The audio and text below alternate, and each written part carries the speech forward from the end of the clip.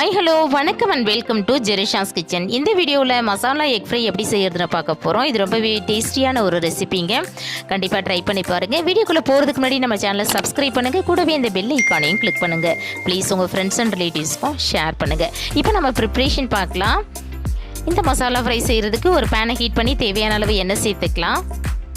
எண்ணெய் நல்லா ஹீட் ஆனதும் ஒரு சின்ன பீஸ் பட்டை, கொஞ்சம் கல்பாசி, 2 லவங்கம் இது எல்லாத்தையும் சேர்த்து பொரிஞ்சதும் 2 பெரிய சைஸ் ஆனியனை பொடியாக கட் பண்ணி வச்சுருக்கேன். அதை சேர்த்து கலந்து விட்டுக்கலாம். ஆனியன் நல்லா குக் ஆனதும் இதில் ஒரு 1/2 டீஸ்பூன் இஞ்சி பூண்டு விழுதை சேர்த்து நல்லா கலந்துக்குவோங்க. இஞ்சி பூண்டோட பச்சை வாசனை போனதும் 2 பெரிய சைஸ் தக்காளியை பொடியாக கட் பண்ணி வச்சுருக்கேன். அதையும் சேர்த்து நல்லா கலந்து விட்டுக்கலாம். ஆனியனும் தக்காளியும் நல்லா மேஷ் ஆகிறதுக்கு தேவையான அளவு உப்பு சேர்த்து நல்லா கலந்து விட்டுக்கலாம். இப்போ நம்ம மசாலா சேர்க்க போகிறோம்.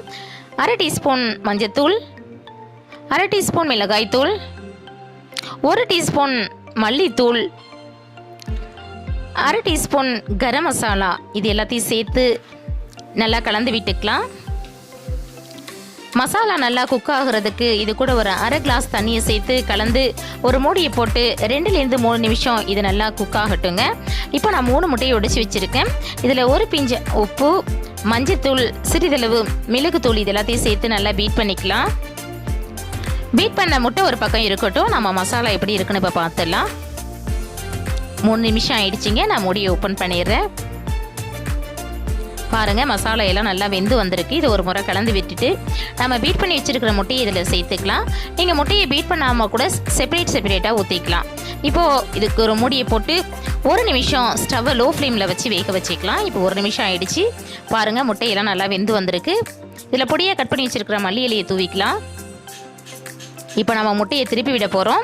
இதை சின்ன சின்ன பீசஸாக திருப்பி விட்டுக்கோங்க. இதே போல் எல்லா பீசஸும் நல்லா திருப்பி விட்டதும் இதில் ஒரு 1/4 டீஸ்பூன் மிளகுத்தூளை நல்லா தூவி விட்டுடலாம்.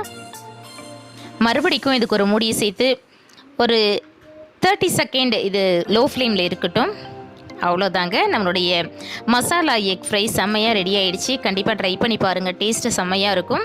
இந்த ரெசிபி பற்றின உங்களுடைய மேலான கருத்துக்களை கமெண்ட்ஸில் சொல்லுங்கள். இந்த வீடியோ பிடிச்சிச்சுன்னா லைக் பண்ணுங்கள், ஷேர் பண்ணுங்கள். மறக்காமல் நம்ம சேனலை சப்ஸ்கிரைப் பண்ணுங்கள். கூடவே இந்த பெல் ஐக்கானையும் கிளிக் பண்ணுங்கள். மீண்டும் வேறொரு நல்ல ரெசிபியோடு நான் உங்களை சந்திக்கிறேன். தேங்க்ஸ் ஃபார் வாட்சிங். Take care and by.